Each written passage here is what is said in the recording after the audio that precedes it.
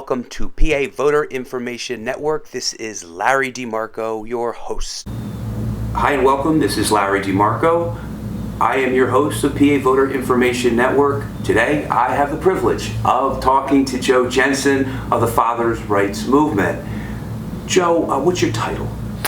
Well, I am the Vice President of Operations for the Father's Rights Movement.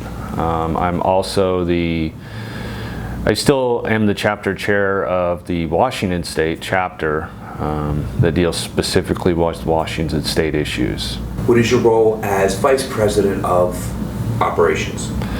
So as Vice President of Operations, I'm basically the right hand to the President.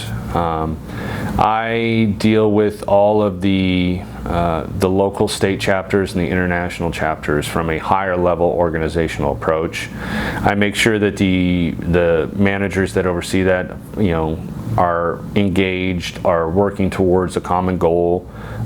If they have staffing issues or fundraising issues, I try and help them through that process. I task them with projects that I would like to see them start looking at and possibly putting a team together. I oversee outreach. I have my team members interface with the legislative branch and try and get stuff passed through, or make our presence more known in the legislative area, and try and get as much community outreach and member involvement with the constituencies as possible. As the Washington State Chair, what I do is I try and interface with the different agencies and departments and legislative agendas that are going on in the state. I'm on a couple of different committees, both at the higher state level as a consultant and advocate, providing insights. I work very closely with another individual who's actually on the founding board of that, I guess is the best way to say that. And then at the local county level, I am part of the Tri-Cities Fatherhood Alliance. I think that's the name we agreed upon. We're just kind of going through setting up a coalition of different organizations that are looking at the impact of fatherhood within the society and how we can combat some of the effects of the fatherlessness or the father engagement aspect as well. Joe, how much do you get paid? So I am a volunteer. I pay to be here. I don't get paid. A lot of times, if there's stuff that needs to happen and we don't have the fundraising completely done and we need to have it happen right now, a lot of us will pay for it out of our own pockets. So we actually pay money to be here as part of this organization. Do you have a paid staff for the Father's Rights Movement? No, we do not have a paid staff. We are all volunteers. How long have you been involved with the group? I've been involved with the Father's Rights Movement since 2014.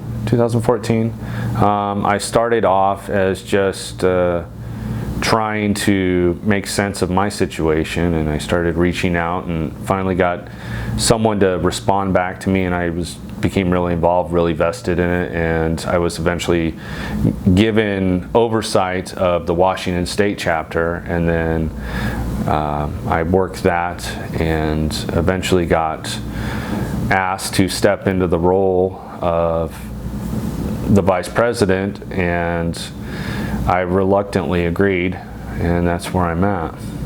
I understand that it was formed in 2012. It started out, so the Father's Rights Movement started out as just a place for, when you go through this battle, you are so alienated from every aspect of society, whether it be your friends, family, coworkers, the other half, your own children. Sometimes you go through a lot of things and there's not a real outlet for anybody to voice their frustrations or feel as though they are part of something, a community. And so it was founded as more of a, is anybody else going through this? Because I can't be the only one. And enough of us basically reached out and said, yeah, I'm going through the same thing, I'm going through the same thing. And it started as a grassroots movement to basically bring us together and share our common experiences and our common faults and troubles and all the different things that go with this. when we saw the vast impact of what of this problem that's out there of family court bias and fatherlessness and the impacts of not having a father equally involved we decided to incorporate. And when we incorporated as a 501c3 is when, I think in 2014 or 15, I'm not exactly sure when we actually did that, but we were all driving towards that purpose so we could become an organization that would help address this issue and help change the narrative in society and help those that are affected by it. I understand that it started with a Facebook post by Tom Fiddler, and that is how many people follow him? So Tom created just the Father's Rights Movement from Facebook, and he just reached out and started, sharing his experiences, and we all latched on. In the early days, there weren't very many of us, but as our stories became more prominent and grew and grew and grew, and Facebook being the tool that it is, we were able to expand that reach. The National Father's Rights Movement page has over 500,000 followers, and each state has their own amount of followers depending on where they live, because they reach out to the national one and we're like, hey, they ask specific questions about their state. Well, we have volunteers that work for that state that know your state, your situation, your laws, so they would be better suited to ask you. So we kind of route them through that as well, so that they can get the local answers that they need. And so each state has different ones. Washington State has over 120,000 members or followers. So we're the highest. We have the most followers of all the individual states in Washington. What do you want the public to know about the experience that many fathers have in divorce and custody court in America? It sucks. Why? The public has this idea that men and fathers are supposed to be stoic, emotionless, control of their emotions. They need to be providers. They need to go out and work their bones into dust, to provide for their family. And that if our family is taken away from us through either a divorce or a custody dispute, that we don't have emotion, we don't have feelings.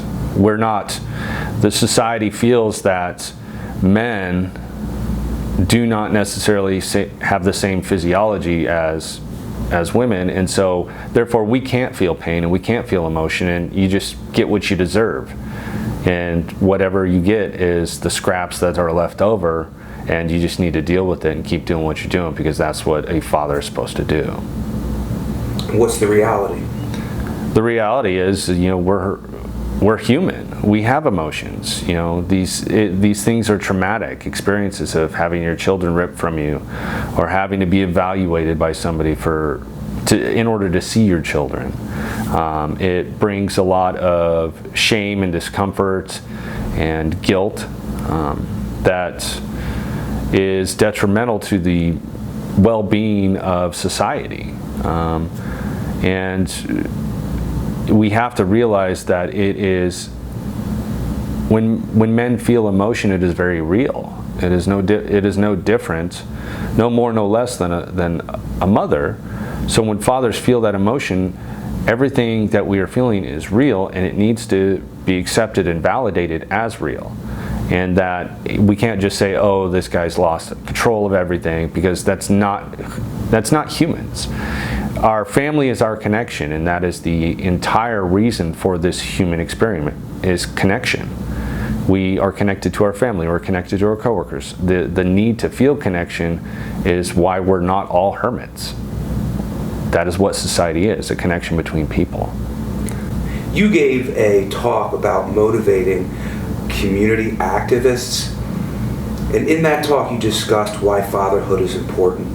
What is your personal message about the importance of fatherhood?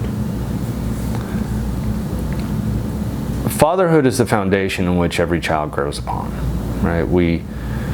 In a nuclear, intact family, when the mother has had enough with the kids, they often say, wait till your father gets home, because the father role has been primarily, according to society's rules, the disciplinarian.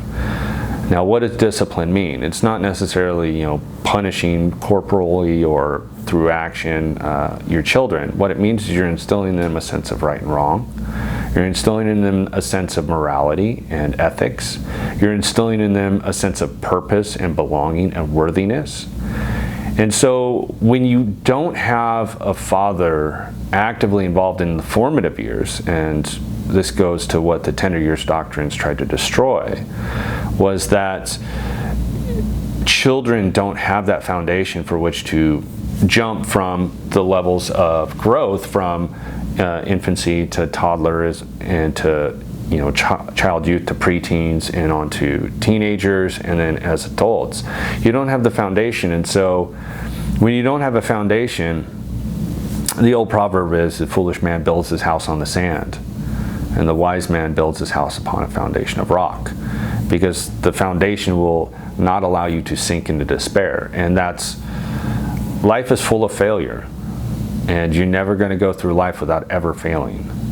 And you need to have a foundation in order to succeed and to not let failure hold you back and destroy you. And so having fathers gives you that backbone to continue on through, and so that way you can achieve your highest potential and become better people, and society itself can become better because we are all becoming more enlightened as we go. So a child who doesn't have that rock, that fatherhood connection, how is he vulnerable? What's the problem there? Well, a child knows that, a mother and a father are two halves of a whole, right?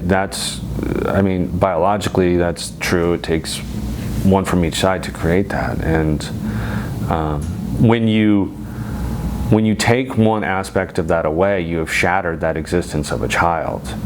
And when you do that, everything that they've known, that they can talk to their parents, they can ask questions, do all these other things, they lose that confidence. And what will happen is oftentimes they'll be preyed upon by other members of society within their own class structure, same grades. They'll be picked on, they'll be bullied.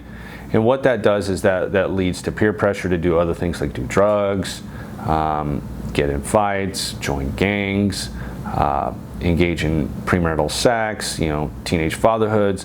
They'll drop out of school. But then they also get scarred from perpetrators and predators preying on them. And so when that happens, they have the inability to, because of the shame that they feel for having this happen to them, because it's perpetrated as they did this rather than the aggressor who did this. And what this does is it fractures their soul. And so they don't have the feeling that they can communicate these things. So without a strong fatherhood role model, and without their fathers actively involved, they lack that capacity to communicate that, and they grow up to have disassociation with other people. They don't have healthy relationships. They use and abuse drugs more and more, and they have a perpetual cycle of self-destruction. And that is all because they lack that foundation that a father brings to a child. What personally motivates you to put in so much time to this cause? So my story's unique, and my custody story's unique. I'm one of the fortunate ones. My son's mother and I agreed to 50-50 after a long contentious court battle. And so I have what everyone hopes to achieve. A lot of times people will ask me, well, you have 50-50, so why are you still here? Or why do you keep doing it? And 50-50 is what? Equal residential time arrangements. And this is something that the whole movement really wants to have a presumption written into the law, correct? Correct, yes. That's ultimately our goal, is to have an equal presumption, or a presumption of equality within the movement, or within the laws for residential time. And with that comes a healthy relationship with the child and the other parent. Because right now the laws are driven for strife, and we're fighting and clawing for what is humans should be ours, a human right to equality with your child. So even though that you have that, you are still passionate in volunteering. So what gets you motivated to help? What gets me motivated to help is I remember the times I didn't have this. I remember the pain and the hurt that came with that. My son and I have a very tight relationship. We love each other. We're very close. At any moment, that can happen again, for whatever reason, and the laws don't prohibit that from changing. The main reason why I fight is, as a father, I feel it is my responsibility, and all parents want this for their children, to leave the world a better place for our children. And if I can't change the narrative and change society's bias against fathers, my son will eventually become a father, and he will be subjected to the same crisis that I had, and what most of the fathers out there are experiencing. The crisis that comes with being stripped of your child. And the fathers' rights movement is designed to change that perception that men are just these cold, mean, angry people. We're not that. We care, and that's why we're here. We care about our children. Is it anti-mother, anti-woman? The fathers' rights movement is, in name alone, just an opportunity for fathers to have a seat at the table when the conversation is happening. Many of our volunteers are women. A lot of our, whether they be stepmothers or alienated mothers themselves, or non-custodial mothers, we still believe that the mission statement of the fathers' rights movement is that we believe that fit mothers and fathers should have an equal time shared to their child, unless they can mutually agree on something else. But that's a mutual agreement. It's not something we have to fight for. You can agree to it as you see fit. You are the parents, and I should not tell you how to parent your child. But we should never have to start off from a point of privilege, or one party be privileged in having every single thing and every right imaginable, and the other have to fight for it. So as long as you are a fit and loving parent, then we think you should be an equal in that relationship. I understand that you have a major project that you want to undertake. Can you share that with us? The movement, the constituents of the movement and the members of the movement, if you will, both men and women, they're going through a lot of pain. This is a very traumatic experience to be removed from your child. Some cases, the child is poisoned against the other parent. Fathers don't have any resources out there to talk about this and to share their experiences and share their feelings. And we are trying to build up a community of fathers that can have a safe place to come and talk about these experiences. And not to resolve, like help me with my case and legal work or anything like that, but just the opportunity to say, when this happened, it destroyed me. It destroyed my sense of self-worth. I cry myself to sleep at night. I'm becoming more and more, dependent upon alcohol to cope with this, because there is no coping resource out there for fathers. If you get evicted from your home because of a court order, you're on the street. You have nowhere to go. We want to be able to build a community of fathers out there that say, okay, come talk to this, come share with your experiences, right? And we will develop a family and a community of our own when we've been ostracized by the community at large. And so helping them through that process of pain and anger to one of healing and enlightenment is the ultimate goal of what I'm going to try and put out there. And hopefully that this will take off and it'll be productive, and we'll be able to really start having a nationwide and international presence with this type of meeting and support. For a stressed, despairing dad in litigation, fighting to see his child, who finds this video and is watching, what message do you have? You're not alone. Your feelings are validated. You know, all the emotions that you're going through right now, I've been through it. Many of the members within the movement have been through it. You are not alone. And what you're feeling right now is completely reasonable. That is a human nature. It's human nature. So please do not feel that you are any less of a person because you are feeling this. You are the most important person that we can reach. You are the one that we are here for. And if you are having any doubts about your ability as a person and your worth, then come talk to us, because you are important, and you're important to your child, you're important to us. We care about you, your child still cares about you. I know it doesn't seem like it if you're being alienated, but your pain and your hurt is, I will validate it. It's a horrible experience, but you are not alone. Everyone else that's in this movement has felt that at some point. So we are here to help in any way, shape, or form that we can as you process these feelings and these emotions and you go through this journey. We've all been there. We're all trying to make this a better place. We're all trying to be better human beings because of it, and we're all trying to help each other.